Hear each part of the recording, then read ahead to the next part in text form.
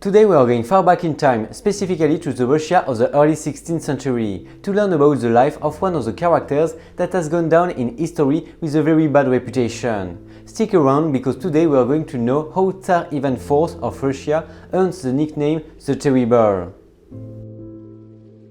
The Tsar, who would become known as the Terrible, was born in 5030 in the royal residence of Kolomenskoye and was known as Grand Prince of Moscow when he was only 3 years old. He was appointed as the first Tsar of Russia in 1547 and carried that title until his death in 1584. Ivan IV Vasilievich was the first of the sons of Vasily III of Muscovy, belonging to the house of Rurik, the dynasty of Nordic origin that gave birth to Russia. 3 years later, Vasily would die, and in his last moments he requested that his son Ivan rule Russia when he turned 15. However, once he died, the boyars established a regency council and discarded Ivan's rights to the throne.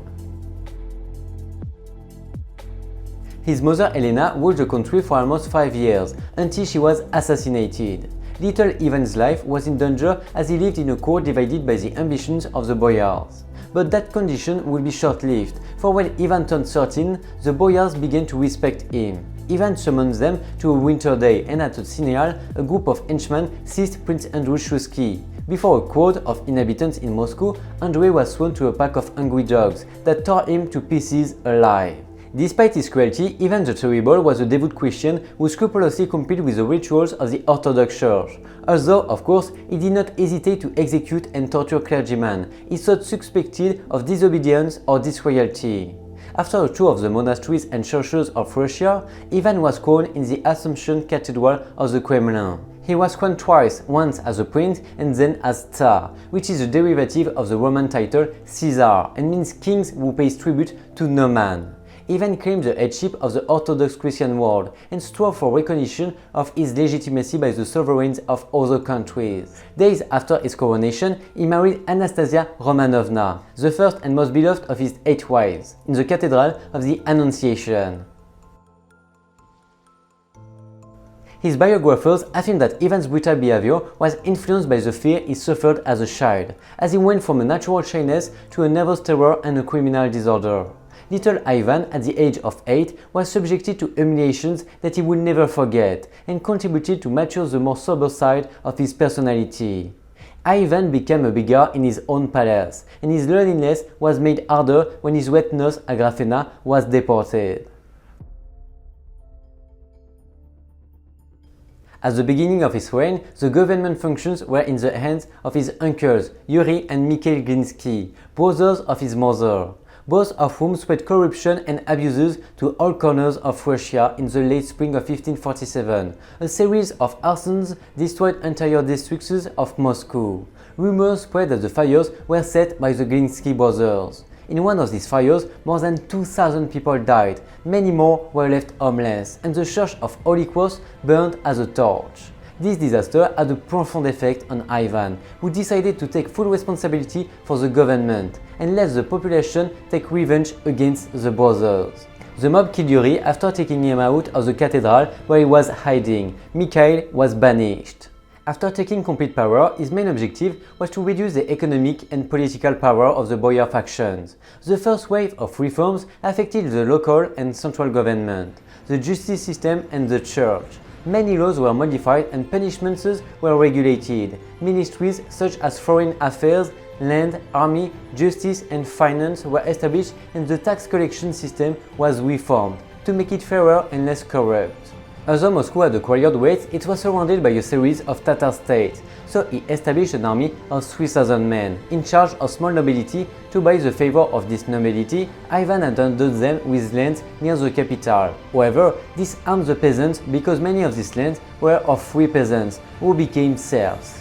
Since the 13th century, Russia had been occupied by the Tatars, a Turkic Mongolian tribe from the steppes. At the time of Ivan the Terrible, Moscow was surrounded by these groups which limited their expansion and constituted a permanent threat. The most important of our groups was the one that settled in the city of Kazan, in the Crimea.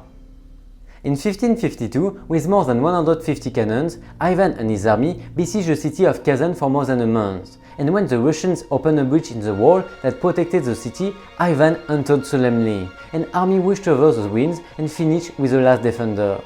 The Muslim population was replaced and Orthodox churches were built over the mosques. This conquest had a great value for the Russian people who had been dominated by the Tartars for 3 centuries.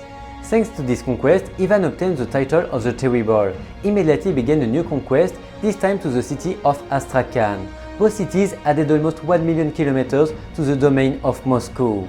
4 years later, Ivan turned his eyes to the north and set about conquering Livonia.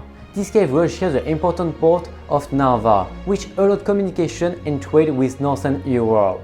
The current countries of Poland, Lithuania and Sweden felt threatened and went to war with Russia, which would last for 25 years. The Sweden reconquered Narva and Russia signed peace with Poland, Lithuania and Sweden. While the war was going on, Anastasia, his beloved wife, died in Moscow. Ivan went mad and unleashed his fury against many of his advisors, convinced that they had poisoned Anastasia. The truth is that time will prove Ivan right, as a modern analysis of Anastasia's mortal remains has shown that the princess died of lead poisoning. Ivan the Terrible's biographers agree that Anastasia was the only one who could contain Ivan's anger. Furious and vengeful, Ivan had the firm will to extend his control in every corner of Russia. That is why he created the Oprichnina, a kind of state police and personal guard that spread terror, and with it he eliminated any vestige of power of the boyars. Thanks to this police, he obtained the monopoly of the politics of the commerce. In addition, a new bureaucracy was released, and latifundia were created that were property of the state. That is to say, they were submitted exclusively to Ivan. With this police, Ivan made sure to get rid of all nobility that were opposed to the absolute power of the Tsar. His outbursts of rage were increasing, and he became more and more bloodthirsty, until he killed his eldest son, Ivan Ivanovich. Some of his biographers attributed to a fit of rage when his son dared to protest against the Tsar mistreatment. Ivan struck his son with the iron tip of his cane, and it became embedded in his head. The death of his son affected him with remorse for the rest of his days. He pulled his hair and burned like a madman, and at night he scratches the walls of his room. The pain, however, did not prevent him from continuing with his expansion project, as he sent expeditions to the east that crossed the Ural Mountains and undertook the conquest of Siberia. The Tsar died in Moscow, suffering from multiple illnesses, just when he was about to play a game of chess. He was buried next to his ancestors in Saint Michael the Archangel, next to his firstborn son. There is a legend that says that those who pass by the sarcophagus can still hear the cries of pain. Undoubtedly, Ivan the Terrible has been one of the most controversial figures in history. For many of his biographers, his reality has been surpassed by other characters, and there are more positive things that can be remembered of his reign. For other historians, there is no turning back. Ivan's government was as terrible and cruel as any other. However, it does not matter whether Ivan is considered a great strategist or the worst tyrant. The history of Russia is divided into before Ivan and after Ivan, as he was ultimately the creator of the modern state of Russia, as we know it today. So, according to you, was he a great strategist or the worst tyrant? Thanks for watching me, and see you soon on this same channel.